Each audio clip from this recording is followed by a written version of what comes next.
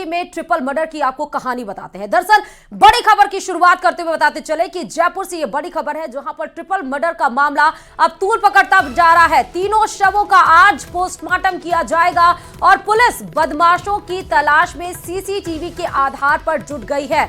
तो लगातार 3 मर्डर से जयपुर में सनसनी फैल चुकी है और यही वो सीसीटीवी फुटेज है जो आपको दिखा रहे हैं, जहां पर आपको शख्स भागते हुए उस सीसीटीवी कैमरे में नजर आ रहे हैं और इसी के आधार पर अब पुलिस इन्हीं बदमाशों की तलाश में जुट गई है। हालांकि 3 शवों का आज पोस्टमार्टम किया जाएगा। पोस्टमार्टम के बाद कई और अहम खुलासे इस केस से जुड़े हुए सामने आ सकते हैं। फिलहाल इन ट्रिपल मर्डर से पूरे इलाके में सनसनी जैसे माहौल है, हड़कंप मचा हुआ है। जयपुर से बड़ी खबर आपको बता रहे हैं। सीसीटीवी के फुटेज के आधार पर पुलिस अब तीनों को पकड़ने की कोशिश करेगी। तो पुलिस अब बदमाशों की तलाश में जुटी। इस खबर पर हमारे संवाददाता विष्णु जुड़े हुए हैं। विष्णु, आज पोस्टमार्टम होगा और सीसीटीवी के आधार पर पुलिस अब बदमाशों की तलाश में जुटेगी। इस केस में अभी तक पुलिस कहां पर पहुंची है विष्णु, क्या अपडेट है?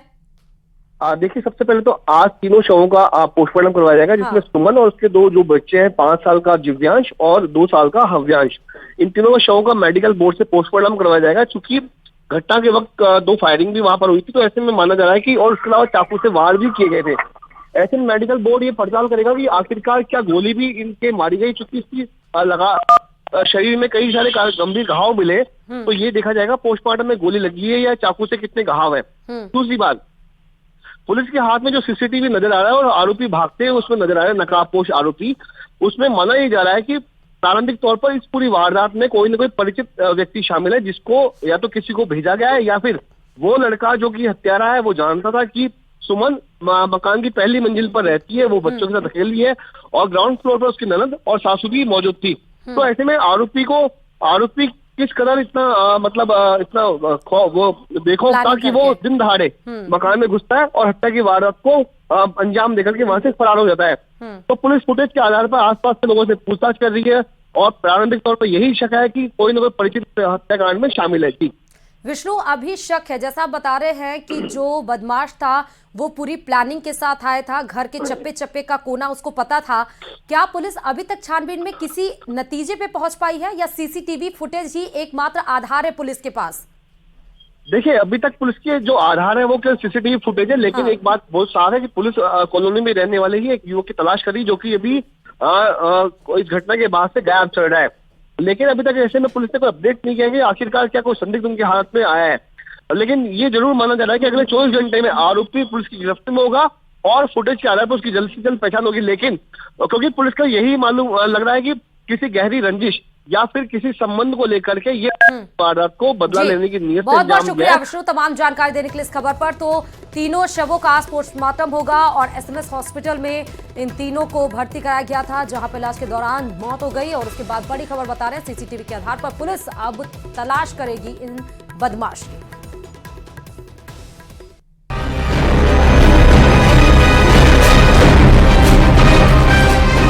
पिंक सिटी हुई खून से लाल, ट्रिपल मर्डर से दहला झालाना। पहले गला रेता, फिर किए ताबड़तोड़ वार।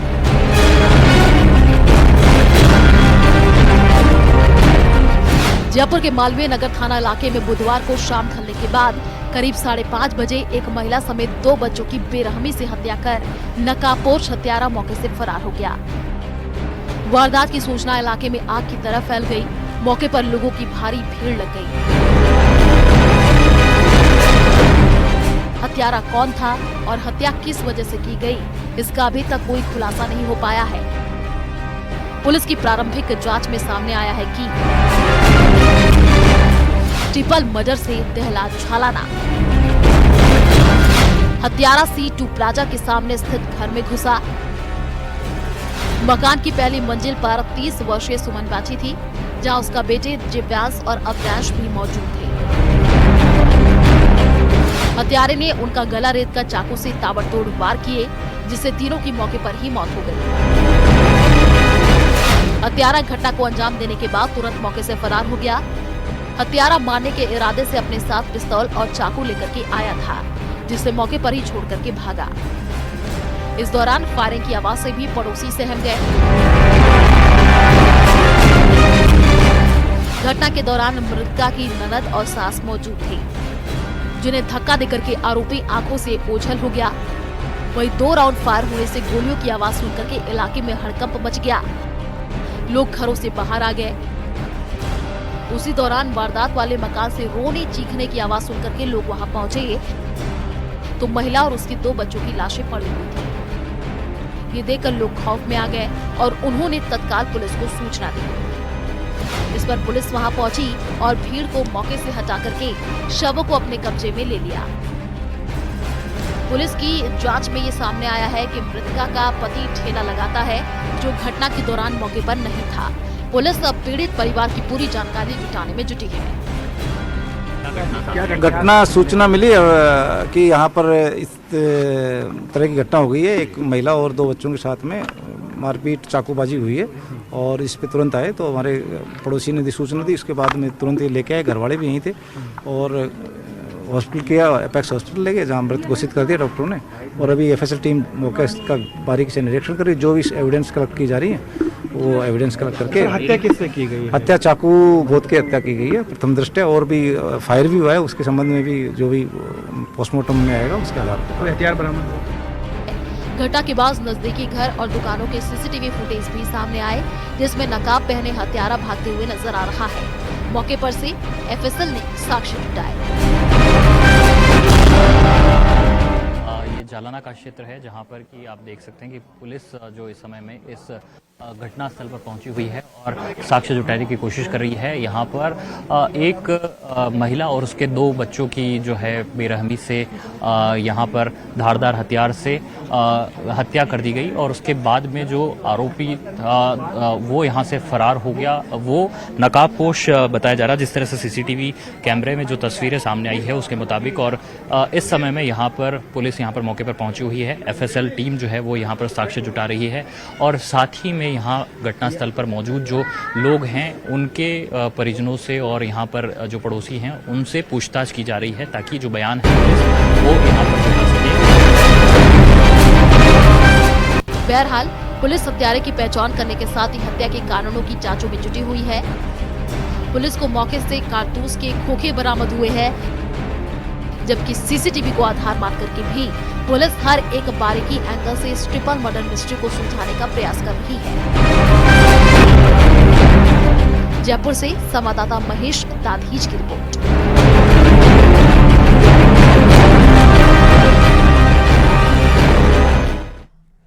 और धौलपुर से बड़ी खबर की तरफ रुख करते हुए बताते चले कि बस ने एक बाइक को टक्कर मारी है और इस सड़क हादसे में बाइक सवार लिपिक की मौत भी हो गई। आईजी भरतपुर कार्यालय में तैनात था ये बाइक सवार, जिसका नाम है लिपिक। भरतपुर ड्यूटी पर जाने के दौरान ये बड़ा हादसा हुआ, जहां बस ने उसकी बाइक को टक्कर मारा और उसके बाद लिपिक की ही मौत हो गई। सूचना के बाद सदर थाना पुलिस मौके पर पहुंची। थर्मल पावर की बताई जा रही है ये बस। सदर थाना इलाके के पंचगांव चौकी के पास ये पूरी घटना हुई है। पुलिस ने शव को जिला अस्पताल की मोर्चरी में रखवाया है। और इस खबर पर हमारे संवाददाता हरिवीर जुड़े हुए। हरिवीर, किस तरह ये सड़क दुर्घटना घटी है और अभी क्या अपडेट है? जी बिल्कुल, मैं आपको बता दूं, ये जो सड़क दुर्घटना है, जो बाइक सवार था वो ड्यूटी के लिए भरतपुर के लिए जा रहा था, तो उसी दौरान जो बस ने जो बाइक को टक्कर मारी है, जिसमें ये जो लिपिक है, जो आईजी भरतपुर कार्यालय में ये लिपिक के पद पर ये तैनात था, तो इसी दौरान ये ड्यूटी के लिए जा रहा था, तो बस ने इसको टक्कर मारी है और इसकी सड़क हादसे में दर्दनाक मौत हो गई है। जो बस बताई जा रही है वो थर्मल पावर की जो बस है वो बताई जा रही है। सूचना मिलते ही सदर थाना इलाके की जो पंचगांव चौकी है वो घटना स्थल पर पहुंची और वहां से जो लिपिक था उसके शव को लेकर के जिला अस्पताल की मोर्चरी में रखवा दिया है और परिजनों को सूचना दे दी है। अभी थोड़ी देर में ही लिपिक के शव का पोस्टमार्टम करा करके सौंप दिया जाएगा। और जो ये बस है वो थर्मल पावर की बताई जा रही है, इसको लेकर के पुलिस जांच कर रही है। जी बहुत बहुत शुक्रिया हरिवीर तमाम जानकारी देने के लिए। तो ड्यूटी पर जाना महंगा पड़ गया। शख्स आईजी भरतपुर कार्यालय में लिपिक पर तैनात था, लिपिक की ड्यूटी करता था, भरतपुर ड्यूटी पर जा रहा था, तभी बस ने उसकी बाइक को टक्कर मार दी। धौलपुर के बाड़ी शहर के हाईवे 11B पर सर मथुरा रोड पर बामनी नदी आश्रम के पास एक अनियंत्रित गाड़ी ने बुधवार की रात बाइक सवार दंपति को जबरदस्त टक्कर मार दी। दुर्घटना में बाइक पर पति पत्नी के साथ बैठे 10 वर्षीय मासूम बालक की उछलकर सिर के बल सड़क पर गिरने से मौत हो गई। वहीं दोनों पति पत्नी की हालत गंभीर बनी हुई है। चिकित्सकों ने दोनों को गंभीर हालत में जयपुर रेफर किया। घटना जिस गाड़ी से हुई उसका नंबर UP80 EM 8884 बताया जा रहा है, जिसकी जानकारी सदर पुलिस को दी गई है। सदर पुलिस अब मामले की जांच में जुट गई है। घर से यहाँ से ही गांव से आ रहे हैं शादी से, बाड़ी से निकल के बामनी नदी है, बामनी नदी के आगे एक क्रेटा गाड़ी आई थी। क्रेटा गाड़ी ने ओवरटेक करके अपनी साइड तो हो गए, हमारी साइड में सीधी गाड़ी हमारी मोटरसाइकिलों में दी थी। उसमें हमारा बच्चा था, एक हमारा बचन भाई था, एक उसकी मिसेज थी सुनीता जी, और उसमें बच्चा एक्सपायर हो गया और बचन और सुनीता दोनों जयपुर के लिए रेफर कर दिए गए। हालत खराब, हालत बहुत गंभीर है उनकी। तो धौलपुर से भी आपको सड़क दुर्घटना की खबर बता रहे हैं और कोटा से इस बीच बड़ी खबर की तरफ रुख करते हुए बता दें कि UIT एक्शन कमल मीणा अब मामले में खुलासा लगातार होता हुआ नजर आ रहा है। और यह बड़ा खुलासा करते हुए बताते चले कि 1000 करोड़ के प्रोजेक्ट एक्शन मीणा के पास थे। यह भी बताया जा रहा है कि विश्व स्तरीय से लेकर चंबल रिवर फ्रंट भी कमल मीणा के पास ही ये सारे प्रोजेक्ट थे। 83 कमरों का हॉस्टल बना रखा था और काम को बीच में अधूरा छोड़कर ही दूसरे नए प्रोजेक्ट्स को हाथ में ले लेते थे। उसके बाद से ACB को जांच में कई ऐसे पुख्ता सबूत मिले हैं और साथ ही 29 कॉमर्शियल भूखंड भी हाथ लगे हैं, जिसमें आपको यह भी बता दें कि एक्शन मीणा अपने नाम के साथ साथ पत्नी और बच्चों के नाम से भी कई ऐसे भूखंड ले रखे थे। साथ ही सोना चांदी के आभूषण भी ACB को मिले हैं। 1.5 किलो चांदी, तमाम ऐसे सोने के आभूषण भी हाथ लगे हैं ACB को। कमल मीणा के आवासों पर दस्तावेज की जांच चल रही है ACB के द्वारा और जांच में कई बड़े स्तर पर काली कमाई मिलने का अंदेशा बताया जा रहा है। साथ ही आपको यह भी बता दें कि एक्शन मीणा की संपत्ति से ज्यादा उनके पास संपत्ति नजर आ रही है। और इस खबर पर हमारे संवाददाता हिमांशु जुड़े हुए हैं। हिमांशु, कोटा से बड़ी खबर बता रहे हैं, एक्शन मीणा पर अब गाज गिरती हुई नजर आ रही है। ACB के हाथों क्या क्या पुख्ता सबूत लगे हैं और अभी ये जांच कहां तक जाएगी? देखिए, कमल मीणा जो UIT के एक्शन है, UIT के इंजीनियर है, अपूर्व संपत्ति काली कमाई के मालिक निकले हैं। कई सारे आरोप थे जिसमें शक्ति हुई और ACB ने जयपुर की टीम ने शिकंजा कसा 3 अलग अलग जगहों पर कार्रवाई को इसका अंजाम दिया। घर की बात करें तो आरकेपुरा के घर पर कार्रवाई की गई। UIT का दफ्तर है उसमें कार्रवाई की गई और इन सबके साथ 12 रोड पर जो दफ्तर है उस पर कार्रवाई की। इन सबके बीच में जब सर्च ऑपरेशन चला तो आपको बता दें कि 37 सोना, 1.5 किलो चांदी और 29 परिजनों के अलग अलग नाम से जो व्यावसायिक और जो एग्रीकल्चर फंड है वो उनके दस्तावेज जो है वो मिले हैं। सबके बीच में फिलहाल एक कार्रवाई है जो लगातार जारी है। मौके तौर पर माना जा रहा है कि अभी कई और जो तथ्य है वो सामने आ सकते हैं। इन्वेस्टिगेशन में कई सारी जो तथ्य है वो निकल करके आ सकते हैं और जो काली कमाई है उसे उजागर किया जा सकता है। फिलहाल इन्वेस्टिगेशन जारी है, लेकिन अब तक जो इन्वेस्टिगेशन हुआ है उसमें करोड़ों की काली कमाई का मालिक ये एक्शन निकला है। निश्चित तौर पर अहम इसलिए हो जाता है क्योंकि कोटा में डेवलपमेंट के बड़े बड़े प्रोजेक्ट इन दिनों में आए और बड़ी बात यह कि चंबल रिवर फ्रंट जो कि करीब 1500 करोड़ की लागत से तैयार हुआ, उसका काम भी कमल मीणा के पास था। कोटा शहर में डेवलपमेंट के कई जो बड़े प्रोजेक्ट थे उनका काम कमल मीणा के पास था और ऐसे में अब तक ACB का शिकंजा कमल मीणा के ऊपर कस चुका है और अब तक करोड़ों की काली कमाई उजागर हो चुकी है। फिलहाल इन्वेस्टिगेशन जारी है तो माना जा रहा है मोटे तौर पर कि कई और बड़े खुलासे जैसे जैसे ACB का इन्वेस्टिगेशन आगे बढ़ेगा उसके साथ में होंगे और काली कमाई उजागर होगी। हिमांशु, क्योंकि विश्व स्तरीय के साथ चंबल रिवर फ्रंट और 1000 करोड़ का प्रोजेक्ट इनके पास था, बीच में प्रोजेक्ट को छोड़ देते थे, किन और बड़े नामों का इसमें आप संलिप्तता क्या मिल पाई है, कुछ आधार मिल पाया है? देखिए, निश्चित तौर पर महत्वपूर्ण बात है क्योंकि कई बड़े प्रोजेक्ट इनके पास थे और जब कमल मीणा के ऊपर शिकंजा कसा है और इतनी बड़ी गाड़ी कमाई हो गया। बहुत बहुत शुक्रिया हिमांशु तमाम जानकारी देने के लिए। तो कोटा से बड़ी खबर आपको बता रहे थे। और अब अनूपगढ़ के पतरोड़ा से ये खबर आपको बताते चले, जहां नेशनल हाईवे 911 पर एक बाइक और ट्रैक्टर ट्रॉली के बीच जबरदस्त भिड़ंत हो गई। हादसे में बाइक चालक गंभीर रूप से घायल बताया जा रहा है। वहीं मौके पर गुजर रहे राहगीरों ने बाइक चालक को अस्पताल पहुंचाया, जहां से घायल युवक को श्रीगंगानगर के लिए रेफर कर दिया गया। हादसे में बाइक चालक को बुरी तरह चोटें लगी हैं।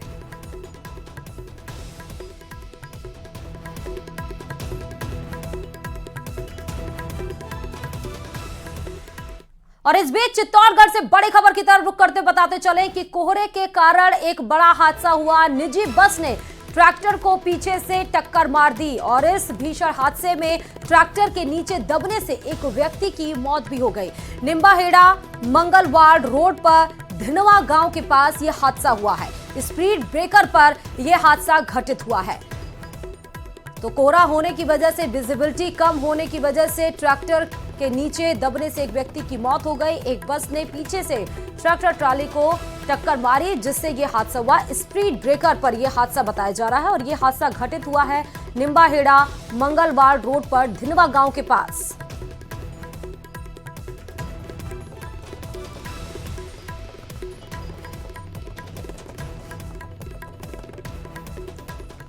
और आपको अब ये बताते चलें कि प्रदेश में ठंड अब बढ़ती हुई नजर आ रही है। ठंड की दस्तक से तापमान भी गिरता हुआ नजर आ रहा है। सर्दी के साथ अब कोहरा पड़ने लगा है और कोहरे से विजिबिलिटी काफी कम हो गई है। अलाव का सहारा लेना पड़ रहा है अब लोगों को। पूर्वी राजस्थान में बादल छाने की भी संभावना जताई जा रही है और साथ ही कई जिलों में बारिश की भी संभावना जताई जा रही है। यहां तक कि जयपुर में मावट भी गिरी है। हालांकि ये जो बारिश का दौर है ये किसानों के लिए अच्छा है, क्योंकि इस समय रबी की फसल, चाहे वो गेहूं हो, चाहे वो चना हो, चाहे मूंग हो, इन सब के फसलों के लिए खेती किसानी के लिए तो अच्छा है। लेकिन सर्द के मौसम के लिए वो तमाम वो बुजुर्ग बच्चों के लिए थोड़ी परेशानी जरूर बढ़ जाती है, क्योंकि यहाँ ठंड के मौसम से तो लोगों को परेशानी होती ही है। लेकिन अब विजिबिलिटी भी कम होने लगी है, मावट भी गिरी है। अब लोग अलाव और गर्म कपड़ों का सहारा लेने लगे हैं। तो ठंडक की दस्तक से तापमान भी गिरा है। तो ठंडक की दस्तक से तापमान गिरा है, तापमान में गिरावट दर्ज की गई है। और अब तस्वीरों में देख सकते हैं कि कोहरा ये छाया हुआ है। कोहरा इसको बोलते हैं अब, क्योंकि दिसंबर लग गया। कल से दिसंबर की शुरुआत है और दिसंबर में तो वैसे भी ठंड पड़ने लगती है। तो जयपुर में मावट भी गिरी है। हल्की हल्की बारिश का दौर भी बताया जा रहा है और कोहरा के होने की वजह से सुबह विजिबिलिटी अगर आप देखें तो कम होती है। और इस खबर पर भरतपुर से दीपक पुरी हमारे साथ जुड़े हुए हैं और धौलपुर से हरिवीर जुड़े हुए हैं। सबसे पहले हम दीपक के पास रुक करते बताते चले। दीपक, अभी का माहौल वहां पे कैसा है, तापमान कैसा है वहां पर, और साथ ही ये भी बताइए कि विजिबिलिटी वहां पर कितनी नजर आ रही है सुबह के टाइम में, और जब दिन चढ़ता है तो भी क्या कोहरा छाया रहता है या दिन छट जाता है? देखिए श्रुति, जिस तरह सुबह हमने दर्शकों को तस्वीर दिखाई थी कि घना कोहरा जो है वो देखने को मिल रहा था और हल्की बारिश का दौर भी लगातार जारी था, लेकिन अब वो थमा है। कोहरा भी थोड़ा थोड़ा छटा है और बारिश का जो दौर है वो भी रुका है और सर्दी जो है वो लगातार पड़ी ही रही है। लेकिन थोड़ी राहत जो है वो लोगों को मिली है, क्योंकि सूरज भी जो है अब थोड़ा दिखने लगा है। लगातार 3 दिन के बाद आज थोड़ा मौसम जो है साफ दिखाई दिया है। और ऐसे में जो लगातार 2 दिन से मौसम में बदलाव आया, हल्की बारिश हो रही थी, उससे किसानों को तो बेहद फायदा हो रहा था, लेकिन आम जनजीवन जो है वो पूरी तरह से प्रभावित नजर आ रहा था। और ऐसे में आप देखिए कि कोहरा जो है वो छट चुका है, सूरज भी निकला है, लेकिन तस्वीरें फिर भी मैं दर्शकों को दिखाना चाहूंगा कि विजिबिलिटी जो है वो ज्यादा ठीक नहीं है। अभी भी जो है कोहरा जो है वो दिखाई दे रहा है, दूर दूर तक दिखाई दे रहा है, लेकिन करीबन 500 मीटर तक की जो विजिबिलिटी है वो ठीक नजर आ रही है। यानी कि ये फसल जो है वो आप देख रहे हैं, सरसों की जो लहलाती हुई फसल दिख रही है। ये 2 दिन जो लगातार बारिश हुई थी उसके बाद इस तरह की जो तस्वीरें हैं वो दिखने को नजर। ठीक है दीपक, मैं आपके पास आऊंगी। धौलपुर से हरिवीर भी जुड़े हुए हैं। हरिवीर, धौलपुर की क्या हालत है, कैसा मौसम है वहां का? जी बिल्कुल, धौलपुर की अगर सर्दी की बात की जाए तो यहाँ पर सुबह से ही बादल, घने काले बादल छाए हुए थे और सुबह जो कोहरा था वो भी हल्का दिखाई दे रहा था। ग्रामीण क्षेत्र में ज्यादा कोहरा था, लेकिन जैसे जैसे दिन चढ़ा तो करीब 9-10 बजे के आसपास ही बरसात शुरू हो गई और अब बरसात हल्की हल्की फुहारें हैं वो भी अभी पड़ रही है और ग्रामीण क्षेत्र में भी जो बरसात है वो हुई, उससे ठंडक हुई है। मौसम विभाग के अनुसार जो अगले 2-3 दिन है उसमें हल्की बरसात और घने कोहरे छाने की संभावना जताई जा रही है। मौसम विभाग ने बताया कि जो गिरावट है तापमान में वो 4 से 6 डिग्री की जो गिरावट दर्ज की गई है। अब जो तापमान की अगर बात की जाए तो 19 डिग्री सेल्सियस जो तापमान है वो दर्ज किया गया है। आसपास की तस्वीरें भी अगर दिखा सकते हैं तो दिखाइए। जी बिल्कुल, मैं यहाँ तस्वीर दिखाने की कोशिश करूंगा कि जैसे ही दिन चढ़ा तो उसके बाद में बरसात भी शुरू हुई और बरसात के बाद में ही जो बरसात हल्की सी बंद हुई है तो उसके बाद में जो सूर्यदेव हैं वो भी निकले हैं।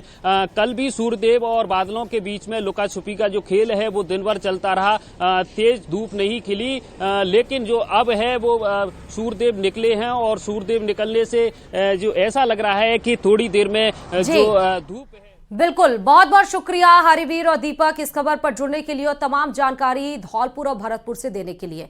और अब बात झुंझुनू में, क्योंकि झुंझुनू में भी मौसम की करवट के साथ कोहरे का छाया हुआ नजर आ रहा है। पूरे जिले में बदले मौसम के मिजाज के बाद बीते 3 दिनों से सुबह से ही कोहरे का असर देखा जा रहा है। जिले के ग्रामीण इलाके में कोहरे की वजह से आम जनजीवन प्रभावित होती हुई नजर आ रही है। घने कोहरे के कारण वाहन चालकों को दिन में भी वाहनों की हेडलाइट जलाकर सफर करना पड़ रहा है। मौसम की इस करवट के बाद जिले में सर्दी का असर भी बढ़ने लगा है और साथ ही किसानों का मानना यह है कि कोहरे से रबी की फसल को फायदा होगा। वहीं कोहरे और ओस की बूंदों से सरसों और चने की फसल में भी फायदे के आसार नजर आ रहे हैं। बदले मौसम के मिजाज के बाद अब सर्दी ने अपने तेवर दिखाने शुरू कर दिए हैं। झुंझुनू जिले के ग्रामीण अंचल में बीते 3 दिनों से लगातार अल सुबह कोहरे का असर देखने को मिल रहा है। कोहरे की वजह से जनजीवन प्रभावित है तो वहीं वाहन चालकों को भी कोहरे के कारण परेशानियों का सामना करना पड़ रहा है। कोहरे की वजह से वाहन चालकों को हेडलाइट जलाकर अपना सफर तय करना पड़ रहा है, तो वहीं किसानों का मानना है कि इस कोहरे से फसल को फायदा होगा। लगातार बदले मौसम के बाद जिले में सर्दी ने अपने तीखे तेवर दिखाने शुरू कर दिए हैं। बड़े सर्दी के असर के बाद लोग सुबह शाम अलाव तपते हुए नजर आ रहे हैं। आगामी दिनों में सर्दी का और बढ़ा हुआ असर जिले में देखने को मिलेगा। करसन सिंह शेखावत, न्यूज़ 18 राजस्थान, झुंझुनू। तो आपने झुंझुनू, भरतपुर और धौलपुर की बात तो जान ली। अब हनुमानगढ़ जिले के मौसम का हाल भी आपको बता देते हैं। हनुमानगढ़ जिले में भी सर्दी का असर देखने को मिला है। शहरी और ग्रामीण इलाकों में सुबह से ही घना कोहरा छाया हुआ दिख रहा है। मौसम विभाग के मुताबिक आगामी दिनों में जिले का पारा न्यूनतम तापमान 10 डिग्री तक रहने का अनुमान जताया जा रहा है। वहीं सर्दी बढ़ने के साथ सड़कों पर विजिबिलिटी भी कम होती हुई नजर आ रही है और जिसके चलते वाहन चालक सड़कों पर सावधानी बरत रहे हैं। ऐसे में न्यूज़ 18 ने बढ़ती सर्दी और कोहरे को लेकर वाहन चालकों से खास बातचीत की है। हनुमानगढ़ जिले में सर्दी का मौसम शुरू हो चुका है और ग्रामीण क्षेत्रों में कई जगह कोहरा देखने को मिल रहा है। मौसम विभाग के अनुसार जिले में अधिकतम तापमान 22 से 23 डिग्री और मिनिमम 10 से 12 डिग्री बताया जा रहा है। इस समय हम मौजूदा हनुमानगढ़ जंक्शन के भगत सिंह चौक पर सुबह 7 बजे का समय और आप देख सकते हैं कि कुछ चुनिंदा लोग सड़कों पर दिख रहे हैं। सड़कें खाली हैं, यहाँ ऑटो चालक खड़े हैं क्योंकि सर्दी का मौसम है। लोग भी देरी से उठ रहे हैं, कई जगह अलाव भी जगाया जा रहा है। ग्रामीण क्षेत्रों में चूँकि कोहरा है तो वहाँ जो है साधन जो चला रहे हैं वाहन चालक, उनको विजिबिलिटी की भी दिक्कत आ रही है। हमारे साथ यहाँ पर ऑटो चालक मौजूद हैं, इनसे बात करते हैं। आप ऑटो चलाते हैं और अभी ठंड के बाद कोहरा भी कहीं कहीं देखने को मिल रहा है, तो क्या लगता है कि जिस तरह से दुर्घटनाएं बढ़ती हैं कोहरे में, आपको भी सावधानी बरतनी पड़ती होगी? हाँ। किस तरह से मैनेज करते हैं इस कोहरे के मौसम में, क्योंकि यात्री भी आपके ऑटो में होते हैं, किस तरह से सावधानियां बरतते हैं? बस देख देख के चलते धीरे धीरे आराम के साथ, और सफ़ेद पट्टी का सहारा ले गए, यही है सारा। जैसे इनका सफेद पट्टी का जैसे इनका सफेद कहना है पट्टी सड़क की जो सफेद पट्टी है इसे देख के चलते तब।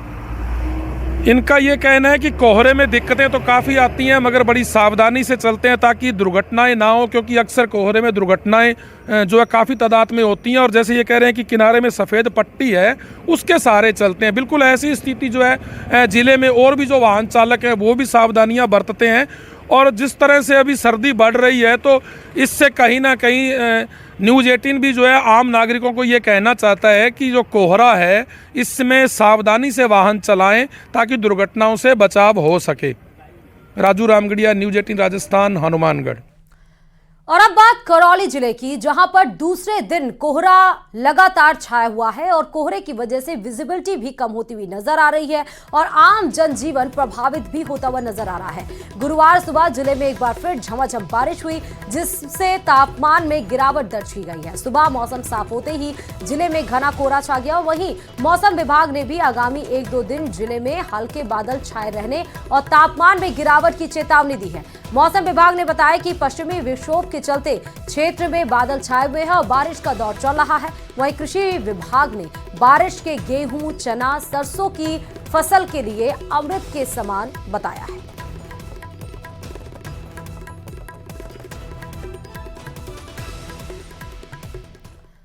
और वक्त हो चुका है छोटे से ब्रेक का। जल्द हाजिर होंगे, कहीं मत जाइए, बने रहिए न्यूज़ 18 राजस्थान के साथ।